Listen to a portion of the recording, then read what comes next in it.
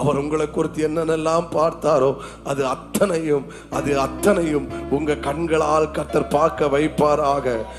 இப்போ உள்ள சூழ்நிலை பார்க்காதுங்க. பாஸ்டர், இப்ப என் கை எம்டி ஹேண்டு, நோ ப்ராப்ளம். இப்ப எனக்கு உதவி செய்ய யாரும் இல்லை, நோ ப்ராப்ளம். எனக்கு நிந்தைகள் தான் இருக்கிறது, வீண் பழிகள் தான் இருக்கு, ஒன்னும் கவலைப்படாதுங்க. ஒரு ஆமீன் சொல்லுங்க. நான் இப்ப சொல்றேன், இதெல்லாம் கர்த்தர் உங்களை உருவாக்குகிற பாதைகள். ஆனால் உருவாக்கின ஒரு காலம் முடியும் போது கர்த்தர் நிச்சயமாய் யோசேப்பு உயர்த்தின தேவன், பேதுருவை அவன் மேன்மை அவன் கண்களால் பார்க்க வைத்த தேவன், உங்களையும் உங்கள் சொந்த கண்களாலே கர்த்தர் பார்க்க வைப்பாராக. உங்களை உருவாக்காவிட்டா அந்த ஆசீர்வாதம் உங்க வாழ்க்கையில இருக்கவே இருக்காது. சத்தமா ஒரு ஆமென் சொல்லுங்க பார்க்கலாம்.